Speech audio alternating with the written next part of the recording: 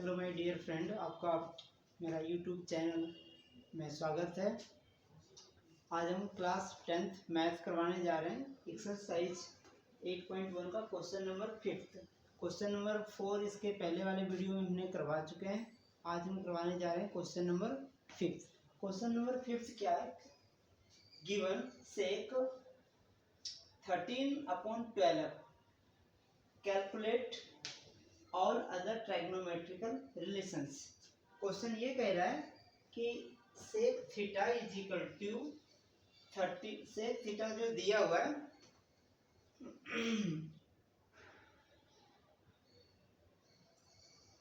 यहाँ पे sec theta is equal to होगा इस तरह से, सेक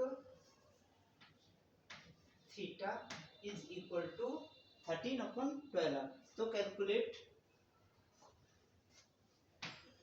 ऑल अदर ट्राइग्नोमेट्रिकल रिलेशंस। ठीक है, इसमें हम देखेंगे कि सॉल्व किस तरह से होता है। सबसे पहले हम यहाँ पे लिखेंगे क्या दिया हुआ है, sec theta. Sec theta is equal to 13/12। अब सेक थीटा का जो वैल्यू होता है वो हम लिखेंगे। तो सेक थीटा क्या होता है, साइन पी बाई एच हो जाता है, कोस बी बाई एच होगा और कोस का उल्टा सेक होता है। तो क्या हो जाएगा, एच अपॉन बी, है ना, एच अपॉन में बी। तो अब यहाँ पे हम देखेंगे कि जो एच की वैल्यू आ रहा है वो आ रहा है 13 और बी का वैल्यू आ रहा है 12। तो पी की वैल्यू हमें इसमें फाइंड करना है। अब P की वैल्यू कैसे फाइंड करते हैं, तो बाय PGT पाइथागोरस थ्योरम लगा करके हम P की वैल्यू फाइंड कर लेंगे। ठीक है, तो पाइथागोरस थ्योरम क्या होता है, h का square is equal to P square plus B square. ये फॉर्मूला सब में सेम ही चल रहा है। ठीक है, तो अब हम p की वैल्यू रखेंगे, मतलब p की वैल्यू फाइंड करना है। तो p को हम ऐसे ही रखेंगे, P square plus B square, और b इज इक्वल टू दिया हुआ 12 और h की भी वैल्यू दिया हुआ इधर 13। इस पे भी स्क्वायर हो जाएगा और इस पे भी स्क्वायर। तो आप जानते हैं 13 मल्टीप्लाई 13 करते हैं तो होता है 169 और इज इक्वल टू p ऐसे ही चलेगा भी, और प्लस 12 का स्क्वायर 144। ठीक है, आगे हम क्या करेंगे, 169 इसको ऐसे लिखते हैं, इधर ये प्लस में तो इधर आ जाएगा minus 144 is equal to P square.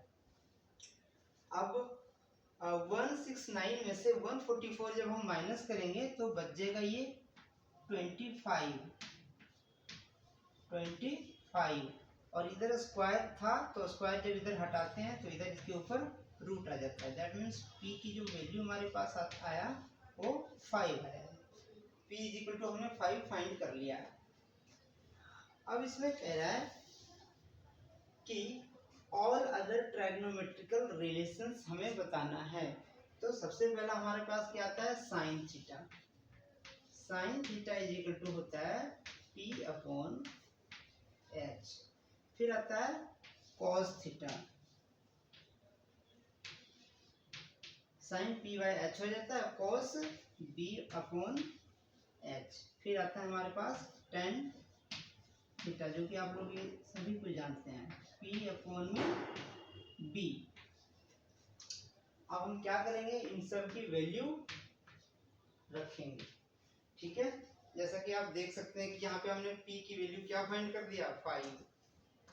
इस तरह से sine theta p by H, p की वैल्यू 5 और h की वैल्यू 13। तो साइन ये फाइंड हो गया, cos b by H, b की वैल्यू 12 और h की वैल्यू 13, ये फाइंड हो गया। Next 10 p by b, p की वैल्यू 5 और b की वैल्यू 12। तो ये हो गया साइन cos 10 और इसका कह रहा है सारे, मतलब ऑल कह रहा है तो साइन का हो जाता है cosec theta. Cosec theta. Cosec उल्टा इसका हो जाएगा h अपॉन में p, फिर cos का सेक, सेक इसका उल्टा h अपॉन में b, tan का हो जाता है उल्टा कोस, कोस थीटा b अपॉन में p। और फिर इसे भी हम क्या करेंगे, सबको सबके वैल्यू पुट अप कर देंगे साइन, तो इसका 13 अपॉन 5, इसका 13 अपॉन 12, इसका 12 अपॉन 5। तो आप देख सकते हैं कि हमने सभी जितने ट्राइग्नोमेट्रिकल रिलेशंस था सब हमने बता दिया। ठीक है, मैं एक बार पीछे हो जाता हूँ, आप इसका स्क्रीनशॉट ले सकते हैं।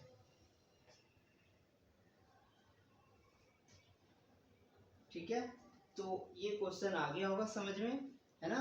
एक बार इसको हम फिर से समझ लेते हैं, फिर इसको इरेज करके फिर नेक्स्ट क्वेश्चन हम करेंगे।